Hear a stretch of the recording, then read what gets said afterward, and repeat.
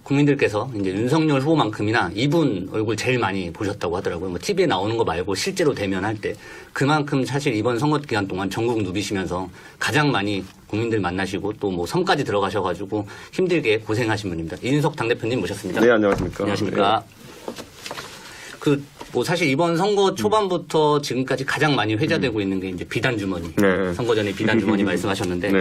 비단 주머니가 도대체 몇 개까지 있을 것이냐. 그리고 그걸 다 풀었느냐 이게 궁금한데 혹시 뭐 다 풀으셨는지 그리고 만약에 푸셨다면 그 중에서 좀 가장 기억에 남는다 또 가장 효율적이었다고 생각하는 비단 주머니 있으시면 한번. 비단 주머니라 그러면 이게 약간 브랜드 비슷한 거라 가지고 이게 막 중소기업 인증 제품 뭐 이런 비슷한 거라 가지고 특허권 내셔도 돼요. 그러니까 우리 당에서 선거를 위해서 했던 새로운 생각들 그리고 뭐 제가 아이디어를 낸 건 있겠지만 결국에는 우리 사무처 식구들이나 캠프에서 소화해낸 것들을 이제 브랜드화하는 과정에서 비단 주머니라는 게 된 건데 지선 때도 많이 투입할 거고 준비된 건 많죠. 그런데 이게 항상 그 인력이나 자원의 제한이 있다 보니까 이번 대선에 다 투입하진 못했습니다. 네, 가장 혹시 뭐 좀 기억에 남는 비단 주머니 뭐 하나? AI 윤석열이 저렇게 튈지 몰랐는데 AI 윤석열 원래 약간 개인화된 정책 공약이라는 거 하기 위해서 만든 건데 약간 그 미키 윤에 활용되면서 드립성으로 쓰이기도 하고 그리고 이게 잘 되다 보니까 또 민주당에서 저희 따라한다고 뭐 처음엔 욕하더니 또 따라하더라고요. 보니까. 우리도 처음에 업체 고를 때 굉장히 고민 많이 했는데 그쪽에서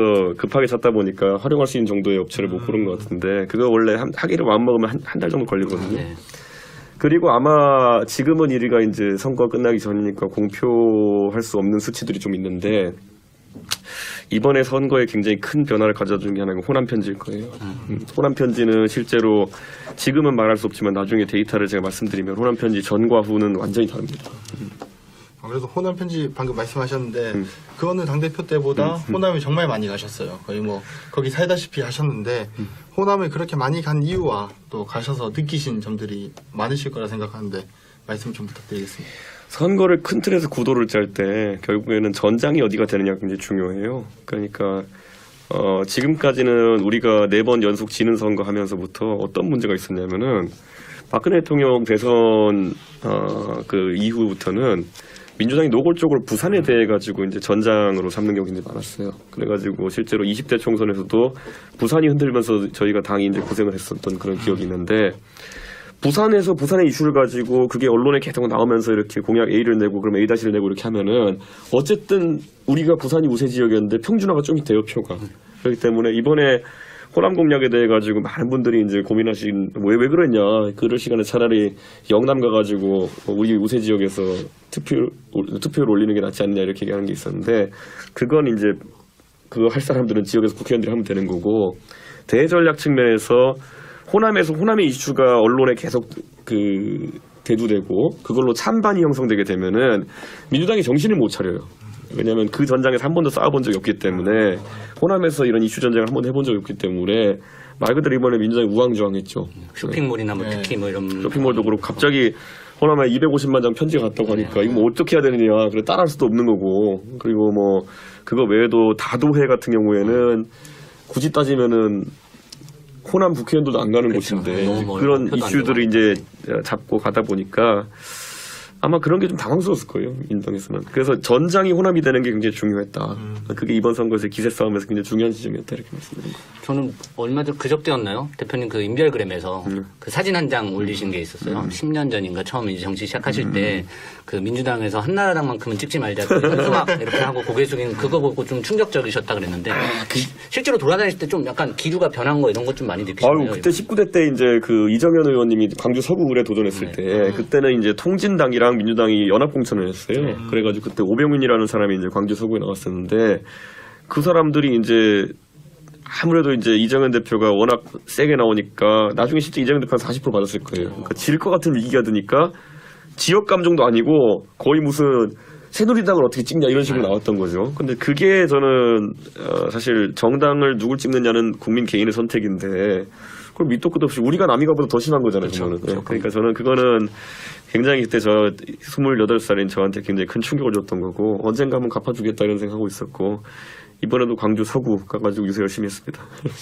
사실 그때보다는 많이 호남 분들이 뭐 저희한테 많이 관심 가져주시고 응원도 많이 해주셨던 것 같고요. 사실 지금 뭐 투표율이 사전 투표일 때도 그렇고 지금 이제 전남, 전북, 그다음에 광주 이쪽 호남 쪽 투표율이 좀 높다 보니까 지금 최고가 전남이 79%, 그다음에 전북이 78.1, 광주 78.7 다 높습니다. 사실은. 근데 어떤 분들은 좀 걱정하시는 분들도 있는데 저는 단언컨대 뭐 윤석열 후보가 그동안 호남에 보여준 어떤 애정이나 또 이제 대표님께서 말씀하신 호남에 250만 명한테 보낸 편지 이런 것들이 성과로 이어진 거다. 그래서 전혀 걱정하실 필요 없고 다만 압도적인 지지를 위해서 나머지 또 저희의 지지세가 강했던 분들 지금 뭐 대구나 이런 부산 같은데 조금 지지율 투표율이 좀 낮은데요.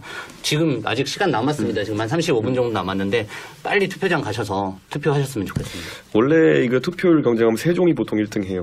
세종이 이제 이게 뭐냐면 투표율을 어떻게 보시면 되냐면은 아파트가 많은 곳이 유리하긴 합니다.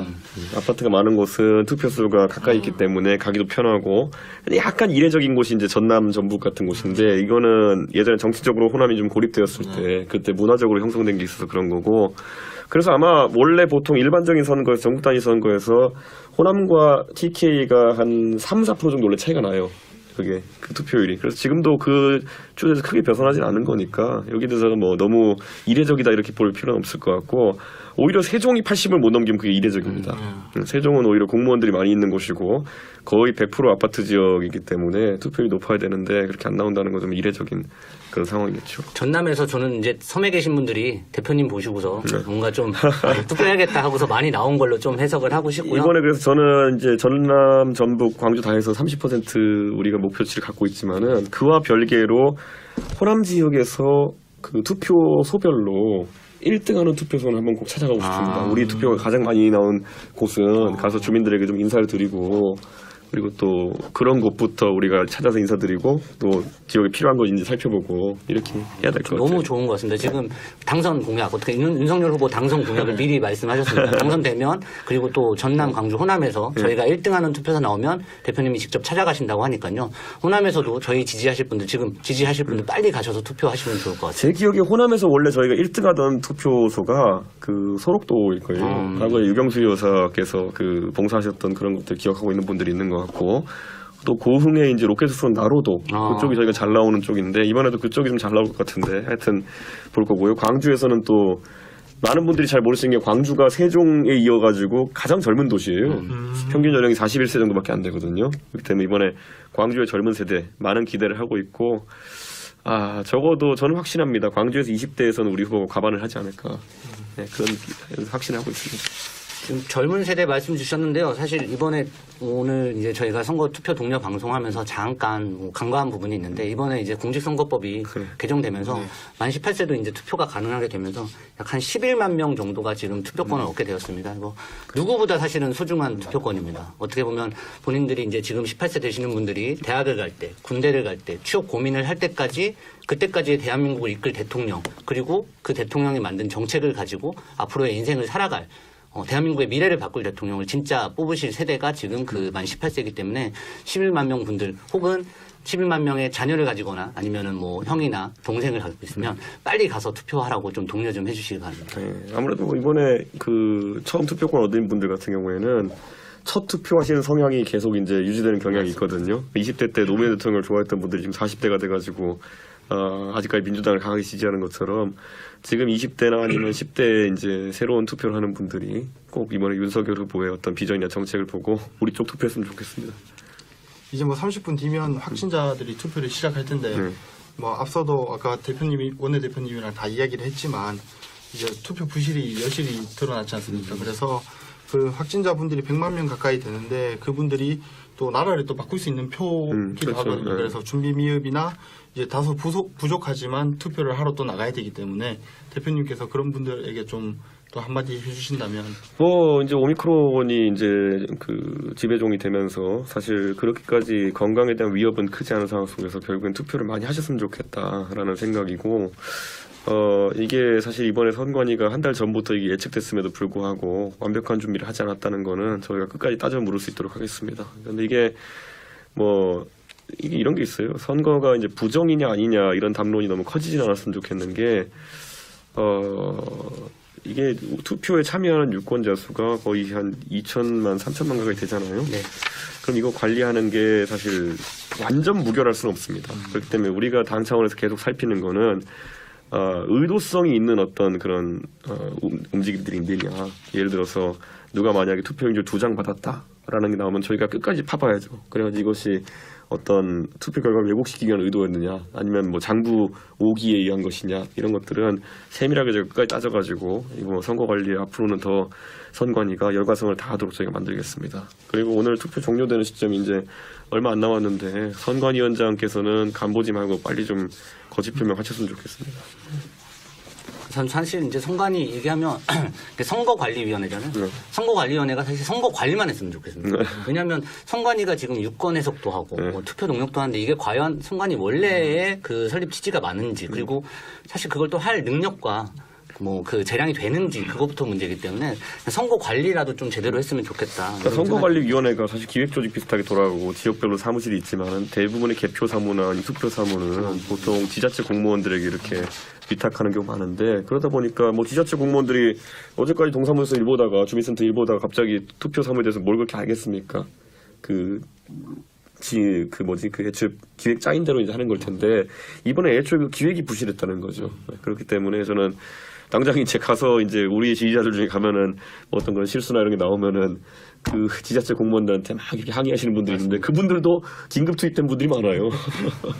좀 뭐 사실 뭐 선관위원장이 문제겠죠. 선관위원장이 제대로 해서 윗물이 맑아야 아랫물이 네. 막는 것처럼 위원장이 복지부동하고 뭐 당일날 출근도 안 했다고 하는데 밑에 말씀 주신 것처럼 갑자기 동원된 공무원이 또 무슨 죄겠습니까? 그래서 지금 6시부터는 이제 확진자 투표 시작되는데요. 지난번 사전 투표 때 좀 많은 분들 혼란 느끼셨던 거 잘 알고 있습니다. 그럼에도 불구하고 저희 당에서 이제 사무처랑 또 각 시도급에서 지금 각 당협에서 철저히 감시하고 있으니까 걱정하지 마시고 투표장 마지막까지 꼭 가주시기 바랍니다.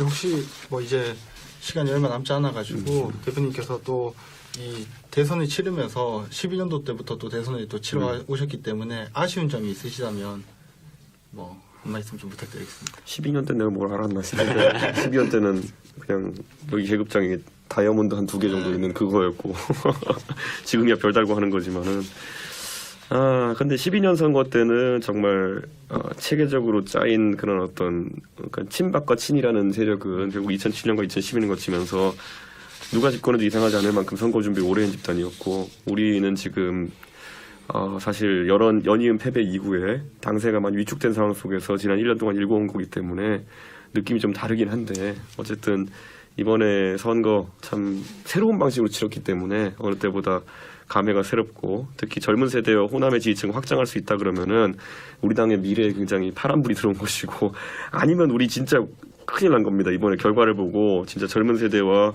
호남에 대한 확장이 예상보다 덜했다고 한다면은 더 노력해야 됩니다. 지금 뭐 압도적 지지가 제일 필요한 시점이고요. 12년도 말씀하셨는데 12년도에 이제 박근혜 대통령이랑 이제 문재인 대통령이랑 한 108만 표 차이 났더라고요. 보니까 이번 대선 유권자가 이제 한 4,220만 명, 그리고 75% 투표율 잡으면 한 3,300만 명 되는데요. 3,314만 명 정도 되는데, 개인적인 바람으로는 사실은 완전 진짜 결집을 했기 때문에 지금 이제 또 군소 후보도 거의 없는 상황에서 그 2012년보다 더 많은 표, 그러니까 많은 좀 전문가들이 그 표를 못 넘을 거다라고 많이 얘기를 하시는데, 뭐 어느 때보다 사실 정권 교체 여론도 심하고 지금 또 민주당의 이재명 후보가 가지고 있는 그런 약점들, 그리고 혹은 국민 앞에 보여준 것들이 너무 많기 때문에 저는 충분히 넘을 수 있을 거라고 생각하고요. 좀 많은 분들이 나가서 지금 아직 늦지 않았으니까 투표 마지막 순간까지 좀 해주셨으면 좋겠습니다. 이번에 51.6%, 그때 하필 또 숫자가 516이라서 놀랐던 적이 있는데 51.6%가 쉬운 득표는 아니었죠. 그러니까 처음으로 과반 득표로 우리가 했었었는데, 사실 그 전에 이명박 대통령 때도 이회창 총재 같이 나오셨기 때문에 우리가 과반 득표 못했던 거지. 그때는 다 압도적인 선거였는데, 이번에는 그 박 대통령 선거와 이명박 대통령 선거 사이에 어딘가에 우리가 있지 않을까, 그런 기대를 좀 해봅니다. 뭐 워낙 아까 제일 처음에 말씀드렸지만 후보만큼이나 많이 다니셨고, 뭐 특히나 또 이제 비단주머니, 그러니까 뭐 제가 비단주머니를 말씀드려서 그렇지만 국민들의 이목을 끌만한 많은 아이디어들도 많이 내셔가지고 관심도 많았는데요. 열정열차부터 뭐 정말 많은 걸 하셨는데, 혹시 뭐 그 과정에서 아쉽다거나 아니면 혹시 기억에 남는 에피소드 뭐 이런 것들? 아무래도 이제 우리 후보가 정치를 처음 하다 보니까 결국에는 정치 하면서 빠르게 우리 후보가 또 적응해 나가는 모습도 있었지만은 또 초기에는 우리가 선거 한 달 정도, 2달 정도 혼란도 있었거든요. 근데 그런 부분이 좀 우리 지지층과 국민들 사이에 좀 안 좋은 모습 보였던 거에 대해서 저부터도 뭐 좀 반성을 하고 그리고 무엇보다 그게 잘 정리되었기 때문에 우리가 지금 이런 좋은 기대를 갖고 선거를 지켜보고 있는 게 아닌가 그런 생각을 하는데 우리 후보의 그 결단력을 저는 굉장히 칭찬합니다. 결국에는 자신도 처음 해보는 선거이고 어쩌면 이 선거에서 결과가 잘못되면 본인이 져야 될 책임이 클 수도 있는데 불구하고 젊은 세대가 선거에 참여할 수 있는 공간을 굉장히 많이 만들었다는 거. 그게 후보가 아마 지도자로서 이번에 한 가장 좋은 판단 플러스 후보가 승리한다면 승리로 이끌었던 판단이 아닐까 생각합니다. 방금 뭐 이제 처음에 초반에 좀 부침을 말씀을 하셨는데 들어오기 전에 저한테 이제 물어보시더라고요. 혹시 황 대변인이 생각하는 변곡점이 뭐냐? 그래서 저는 그때 그 상황을 얘기했습니다. 12월 말에. 뭐 근데 대표님도 혹시 그때가 변곡점이라고 생각하십니까? 아니면 다른 변곡점이 따로 있으십니까? 이런 게 있는 거예요. 그러니까 저는 박근혜 대통령이 저를 영입해가지고 정치하면서 이렇게 박 대통령을 전 진짜 그분 2012년 선거하는 거 보고 야 지도자란 저렇게 하는 게 멋있는 거다라고 생각했고 좋아했는데. 그 뒤에 이제 청와대 가시고 나가지고 호의하는 사람들 못 쳐내고 이렇게 하는 걸 봐가지고 제가 그때 아마 우리 당내 갈등이 한창 심했을 때 제가 이 말했을 거예요. 대통령 만드는 문제가 아니라 저는 실패한 대통령 만들기 싫다. 근데 그게 어찌 보면 굉장히 오만한 얘기겠지만은 딱 그 10년 동안 있었던 일들 주마간산으로 딱 지나가면서 내가 말해야 될 때 말 안 하면은 결국엔 나중에 내가 다 뒤집어 쓰는구나 이걸 체득했기 때문에 그때 했던 것 같아요. 그런 얘기들을. 근데 뭐 결과가 좋으니까 이제 이렇게 얘기할 수 있는 거죠. 결과가 좋아야겠죠. 네. 좋아야겠죠. 꼭 좋도록 네. 이제 지금 뭐 시간 확진자 투표까지 하면 2시간 남았는데요. 사실 7시 반에 확진자 투표 딱 끝날 것도 아닐 것 같습니다. 그렇죠. 저는 또 실제로 보면. 그래서 남은 시간 가셔서 또 대표님 저기 투표 동료도 하셔야 되고 또 지금 상황실 또 바로 시작이잖아요. 조금 있으면 그러니까요. 네. 상황실 가셔야 되고 하니까 마지막으로 예. 이제 뭐 또 시간 됐으니까 지금 사실 당원분들이나 국민분들 많이 보고 계신데요. 투표 동료하고 마지막 좀 선거 어떻게 보면 마무리 좀 한번 해주시죠. 아이고 저는 오늘 선거가 끝난다 하더라도 또 다른 선거를 준비해야 되는 그런 입장입니다. 오늘부로 이제 지방선거가 83일 남았습니다. 그런데 이번에 정말 어려운 선거였지만은 우리 당원 동지들과 또 우리 지지자분들께서 너무 많이 도와주셔가지고 그래도 저희가 선거 과정에 많은 힘을 얻었고 무엇보다도 새로운 방식의 선거였기 때문에 어느 누구도 100% 확신 없이 이렇게 뛰고 있는 방식일 겁니다. 그런데 우리가 새로운 방식으로 뛰는 만큼 이 결과도 참 그 걸맞는 아주 새로운 결과가 나올 거라는 확신합니다. 그래서 앞으로 보수 정당이 단 하나의 선거도 지지 않도록 열심히 다 하겠습니다. 꼭 오늘 투표로서 그걸 완성시켜 주십시오. 네, 오늘 지금 방송은 이제 여기서 마치지만요. 아직 시간 남았으니까 투표 꼭 하러 가시고요. 뭐 특히나 아까 말씀 주셨듯이 대도시권에 계신 분들은 투표소 가까운 데 있습니다. 생각보다 가까운 데 있습니다. 네. 아파트 단지 내에 있는 곳도 있으니까요. 바로 가셔서 마지막까지 해주시고 대표님은 또 이거 끝나도 내일부터 쉬시지도 또 못하시고 바로 또 지방선거 그렇죠. 준비하셔야 돼요. 지금 83일 남았습니다. 네. 게다가 또 지금 호남 또 1위 투표소도 가셔야 되니까 그러니까요. 선거 얘기만 하면 가셔야 되니까 바쁘실 것 같습니다. 이 정도에서 마치고요. 저희는 또 다음에 또 뵙도록 하겠습니다. 다 투표하러 꼭 방문해 주시기 바랍니다. 네.